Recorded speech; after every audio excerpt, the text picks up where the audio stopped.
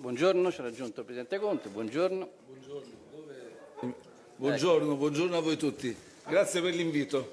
Allora, prima Boccia ha evocato il PNR, l'altro PNR che è stato oggetto di critiche e che saranno gli storici, insomma, a dire l'ultima parola, ma secondo lei, insomma...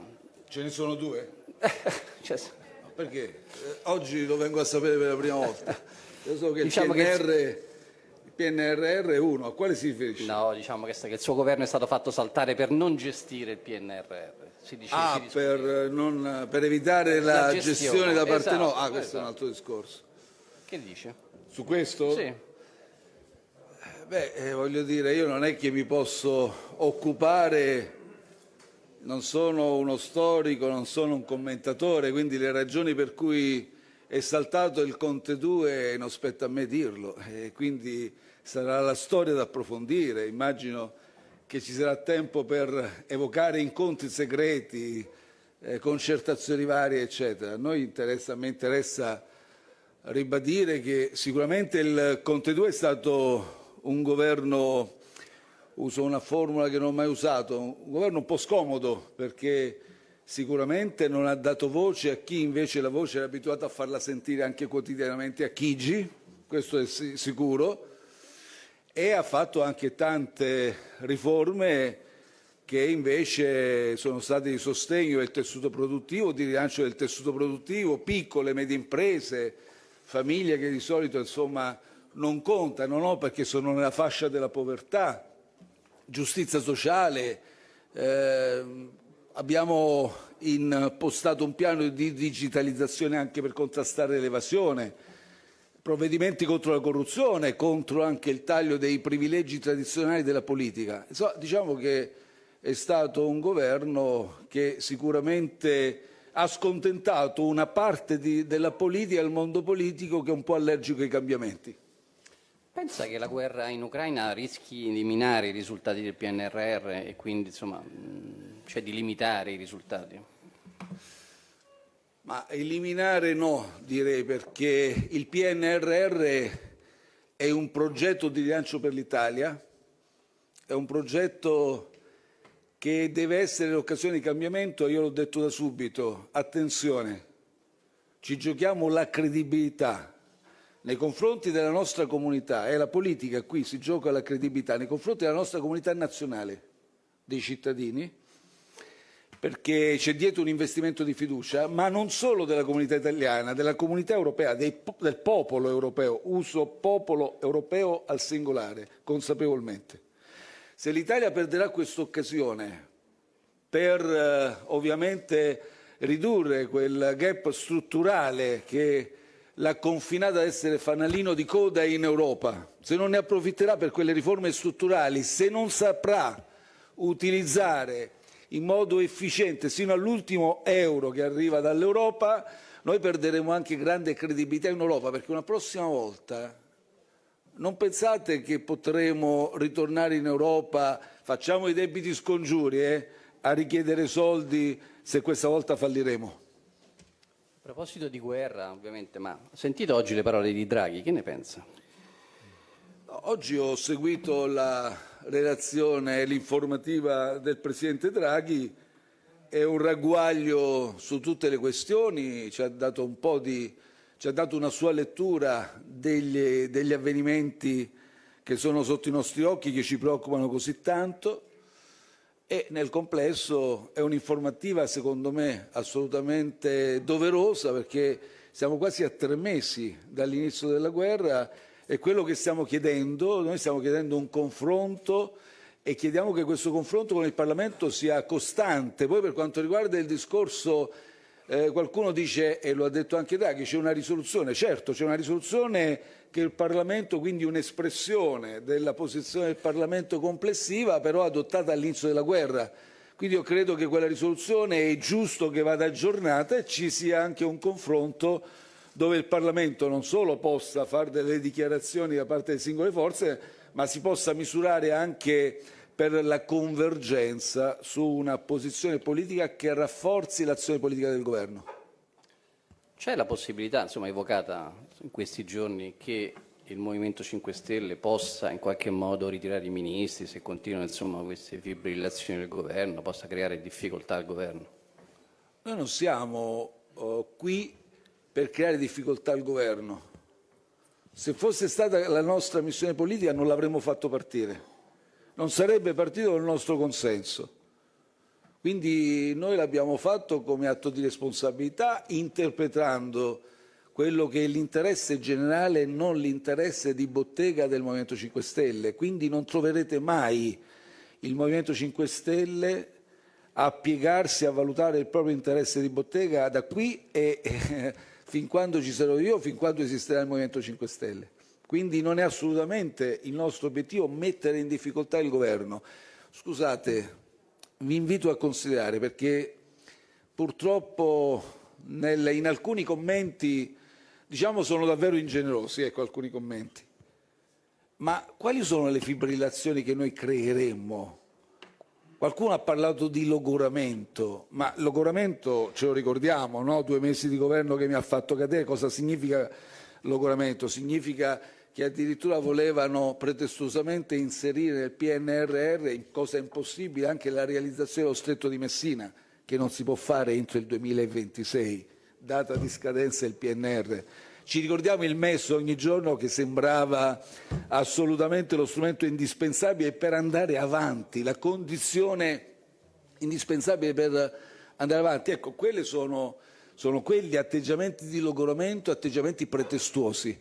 Se oggi il Movimento 5 Stelle, dialogando con la cittadinanza, con voi, io parlo con voi, vi incontro per le piazze, le strade, incontri vari eccetera, raccolgo a gran voce quella che è la voce che si diffonde nel Paese e vuole fare un punto su quello che è lo scenario di guerra attuale, su quella che è la posizione dell'Italia, su quello che deve essere l'indirizzo dell'Italia nel quadro dei consessi internazionali. Ma questa cos'è? Una fibrillazione? Un logoramento? Se il Movimento 5 Stelle oggi chiede, guardate, nella campagna elettorale del sindaco che ha vinto legittimamente, e ancora gli facciamo gli auguri, il sindaco di Roma, per una buona amministrazione di cui Roma ha bisogno, al di là dei colori politici. Se diciamo che se nella sua campagna non ha mai parlato di termovalorizzatori e adesso ne vuole realizzare uno da 600.000 tonnellate, inceneritori da 600.000 tonnellate, che richiedono impianti del genere 5-6 anni per la realizzazione, e l'Europa l'altro giorno ha votato e ha detto guardate che questi impianti sono il passato, il Parlamento europeo, quindi dovranno assoggettarsi al sistema ETS, significa che dovranno pagare per le emissioni di CO2, quindi diventeranno ancora più insostenibili finanziariamente. Ma cos'è questa? Una fibrillazione? Che cos'è? Una cosa pretestuosa? Ma fino adesso abbiamo parlato di transizione ecologica o abbiamo detto restauriamo il passato? Che è successo ieri in Commissione Affari Esteri? È successa una cosa, guardate, molto semplice, come ne avvengono tantissime volte. Ieri è stato un po' particolare. Il Movimento 5 Stelle, guardate che il Movimento 5 Stelle commette degli errori. Ci sono dei passaggi di ingenuità. Attenzione, se qualcuno pensa che il Movimento 5 Stelle non commette errori, no, noi lo ammettiamo. Quindi ci siamo ritrovati con un Presidente di Commissione che ha commesso un errore, lo abbiamo ammesso. In particolare la festa della liberazione, 25 aprile, mettere una Z maiuscola è una cosa inaccettabile. È una cosa inaccettabile per le persone che soffrono, una cosa inaccettabile per le carneficine, una cosa inaccettabile per i 14 milioni di profughi che oggi abbiamo, gente che è costretta a lasciare la propria terra, la propria abitazione. E allora quello è un errore, noi l'abbiamo ammesso e ci siamo predisposti con tutti per far decadere la Commissione Esteri. Quindi siamo dimessi tutti e noi per primi. Dopodiché ci è stato detto, nel confronto leale, aperto, trasparente con le altre forze, che avremmo potuto designare il nuovo Presidente come partito di maggioranza relativa, e allora ci è stato chiesto, mi raccomando però, che sia un Presidente di garanzia, di alto profilo. Voi conoscete Ettore Licheri? ex capogruppo al Senato del Movimento 5 Stelle, avvocato, sardo, è già presidente della Commissione per le politiche europee. Abbiamo pensato chi meglio di lui e l'abbiamo proposto. Abbiamo quindi continuato un percorso condiviso. Il giorno prima della votazione sono iniziati un po' dei movimenti strani. Alla fine questi movimenti strani si sono concretizzati da Renzi a Meloni tutti insieme a votare Stefania Craxi. Sapete qual è la mia risposta? Auguri Stefania Craxi, cerca di fare bene nell'interesse del Paese, perché la Commissione Affari Esteri è una cosa, soprattutto di questi tempi, molto seria. Però permettetemi di dire, e questo è il modo in cui si fa. Qualcuno oggi si sta vantando, ha detto ma Conte non sa fare politica. Signori, quella politica lì non ci appartiene, non vogliamo fare quel tipo di politica, fatevela voi. Auguri Stefania Craxi. Ha parlato che non ci sono fibrillazioni di governo, ma fibrillazioni dei 5 Stelle un po' ci sono, o no? Voi leggete i giornali? Io li scrivo, cioè li facciamo, dipendono da noi. Guardate, al mio livello io queste fibrillazioni, eppure sto tutti i giorni in mezzo ai parlamentari, io non le percepisco più. Certo, in passato, anche qui io non posso non essere sincero, se parlo a voi, se parlo al pubblico, ai cittadini. Abbiamo incontrato delle resistenze, quando c'è un progetto nuovo, un progetto così sfidante per la storia del Movimento 5 Stelle, quando ci si rimette in discussione, addirittura si riscrive uno statuto, ci si dota di una carta dei principi e dei valori che prima non c'era. Ma voi sapete che adesso l'iscrizione al Movimento 5 Stelle è sempre gratuita, però è condizionata all'approvazione della carta dei principi e dei valori. I nostri profili identitari adesso sono scritti neri su bianco. Chi la pensa diversamente, noi lo rispettiamo, gli vogliamo bene, lo guardiamo con affetto, ma non può entrare nel Movimento 5 Stelle. Ci sono dei passaggi e degli elementi di chiarezza. E allora oggi è chiaro che tutto questo processo che si sta dipanando e adesso inizia a esprimere la sua coerenza, permettetemi anche la forza politica, che a qualcuno sta dando fastidio, lo stiamo vedendo, si sta realizzando. Però guardate, non continuate, hanno tentato anche con la Commissione, questo passaggio in Commissione Affari Esteri, ma se fosse stato questi giochini da vecchia politica, fosse stato un altro candidato noi vi avremmo appoggiato, cioè, lasciamo stare queste cose. Noi saremo compatti più che mai perché questo progetto politico è molto forte ed è destinato davvero a esprimere una grande linea di coerenza. Draghi ha parlato di lealtà all'Europa, lei si sente leale nei confronti dell'Europa? Non lo so, per me questa posso dire è un'espressione curiosa, perché spesso io sento che qui in Italia, io viaggiando tanto ovviamente anche come Presidente del Consiglio, non è che quando incontravo gli altri colleghi professavano e nel dibattito politico degli altri paesi c'è questa professione di lealtà, di fedeltà, solo qui in Italia. Qui in Italia devi iniziare un discorso pubblico e di dire guardate che io sono fedele alla Nato, guardate che io sono fedele all'Europa. Poi pur se lo dici ti continuano a dire che sei filoputiniano, ti continuano a dire che sei antiatlantista, quindi purtroppo c'è questo andazzo.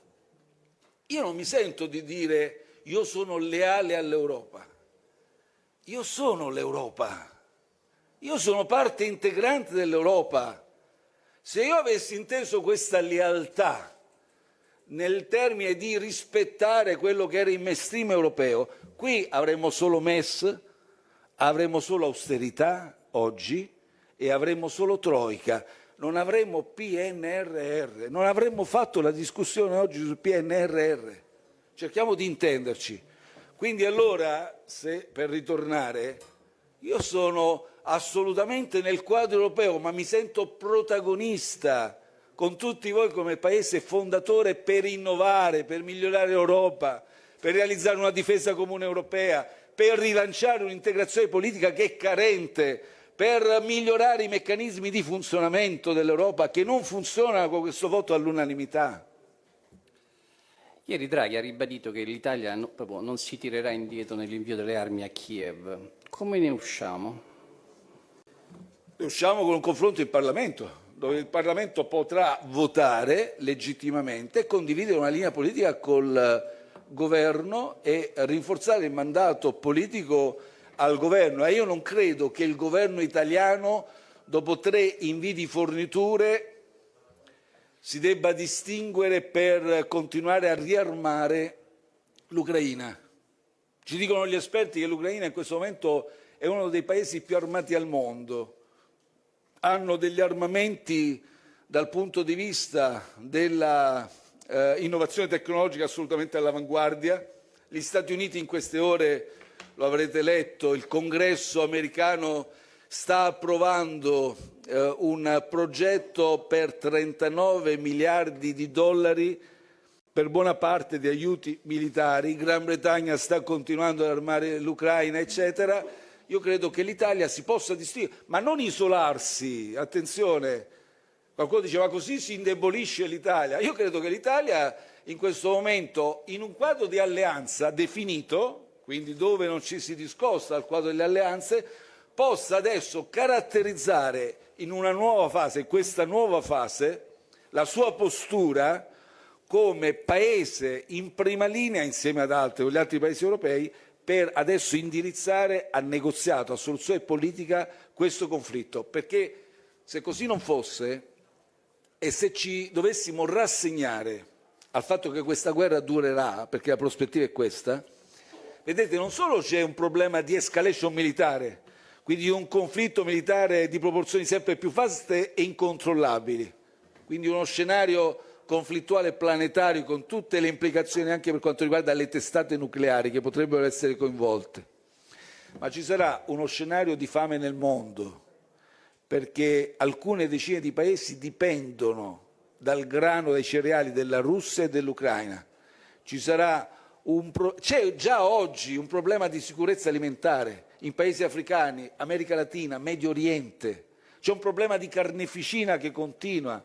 C'è un problema di gente che abbandona, famiglie che si separano, vittime civili che muoiono.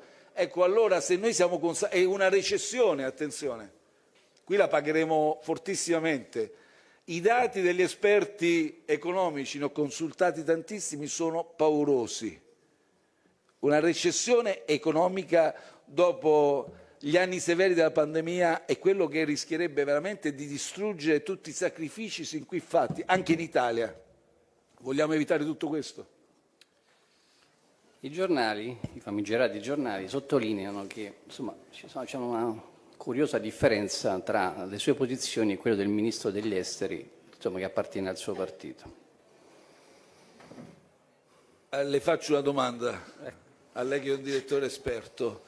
Mi dice qual è la dichiarazione, la frase del ministro degli esteri Di Maio che non coincide con la linea politica del Movimento? O quali sono le sue azioni che sta portando avanti? No, perché noi ci sentiamo con lui, lo voglio dire. Non mi sembra che nei colloqui e negli scambi abbia mai manifestato distanza dalla linea politica del Movimento. Mo tocca a lei. Adesso vado a prendere l'archivio e tiriamo fuori tutto. Vedete che le domande è più facile farle, le risposte è più difficile. Mi avvalgo. Senta, Presidente, prima Boccia ha, insomma, parlando del campo, lui è un grande fautore insomma, di questa alleanza con i 5 Stelle, senza se, senza ma, ovviamente con le dovute differenze. Questa alleanza durerà? Guardi,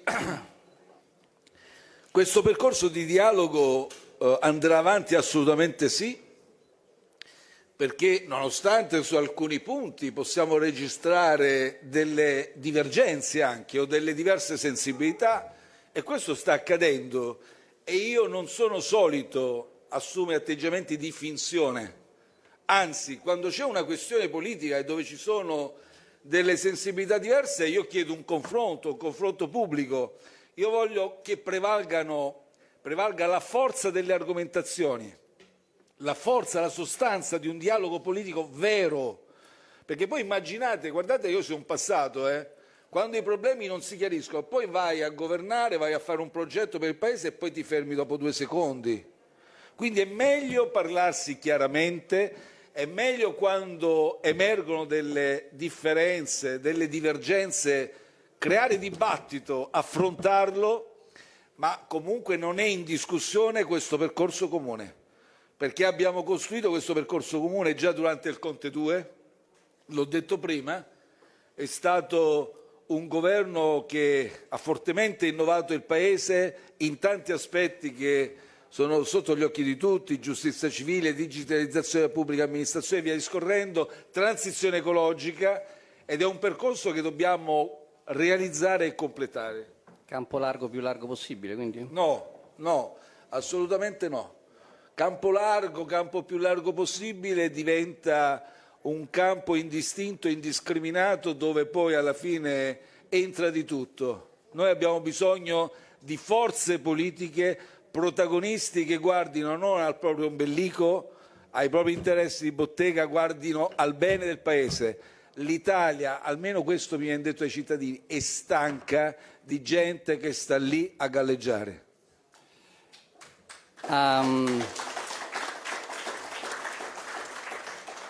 Diciamo, una diversità con il PD è sul termovalorizzatore, diciamo così. Prima Boccia lo ha rimarcato anche in modo abbastanza energico. In CDM voi non avete votato il DL aiuti per la norma appunto sul termovalorizzatore a Roma. Crede, cioè l'idea è quella di pensare a una proposta, un emendamento per stralciare la norma? Avete insomma idea di gestirla? Io penso che molti dei presenti siano romani, giusto, corretto? Abbastanza. Anche da tutta Italia, però ci saranno molti romani. Però questo riguarda correttamente, questo riguarda anche tutti i cittadini italiani, ma riguarda anche i turisti. Cioè Roma è una cartolina, non solo quindi la città dei residenti, di chi ci lavora, ma di tutti gli italiani e di tutti i turisti. Questo problema va risolto, il problema della gestione dei rifiuti.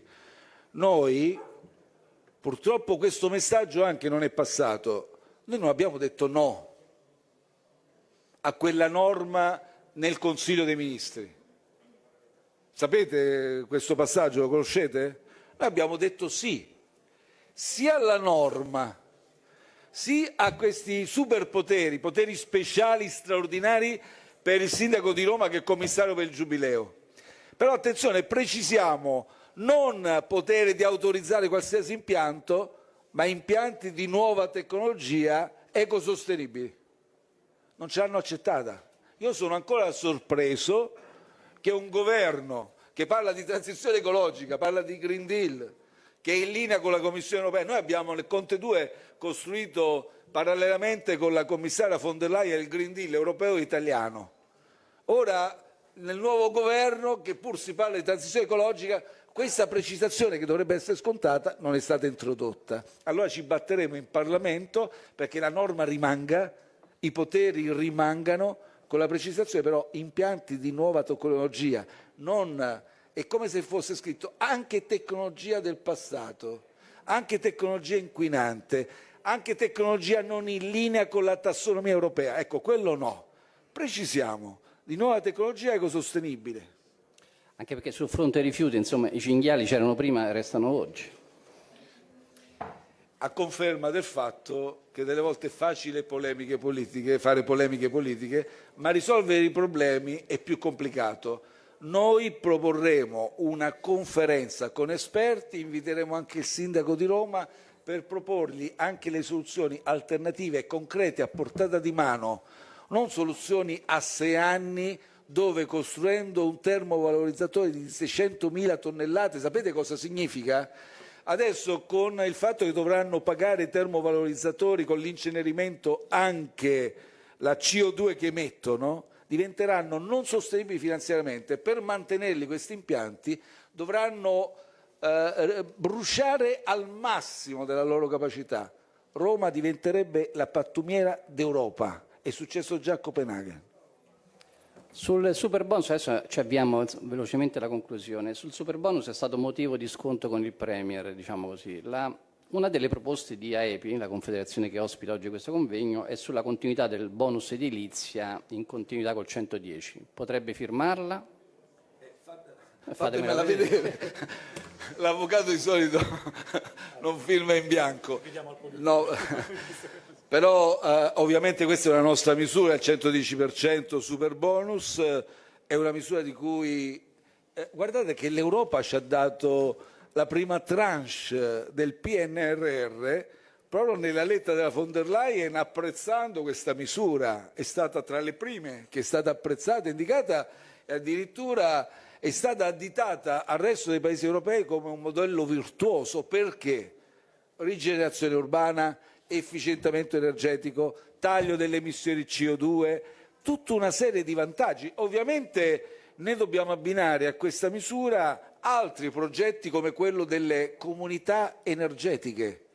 Le comunità energetiche adesso si iniziano un po' a diffondere, ma tanti di noi non sanno ancora cosa sono le comunità energetiche. Cioè significa che i condomini, gruppi di consumatori, di condomini, possono diventare a loro volta produttori di energia, scambiarla, ci possono guadagnare sopra, un taglio delle bollette 20-30%.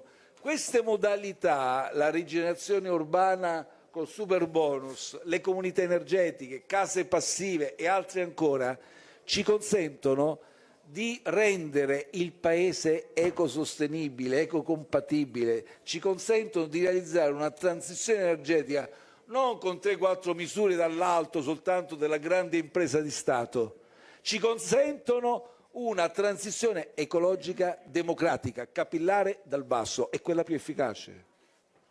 Sempre EPI ha proposto una proposta di legge sul Ministero del Made in Italy. È una cosa che può interessarle?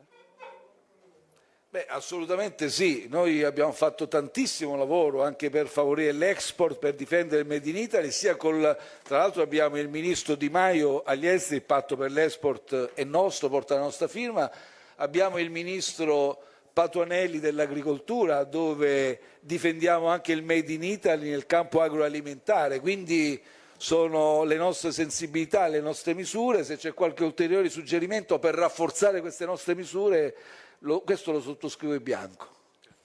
Ultimissima cosa, poi la lasciamo. Una battuta per i giornali. Prima Boccia ha detto se i grillini si possono ancora chiamare compagni e compagne.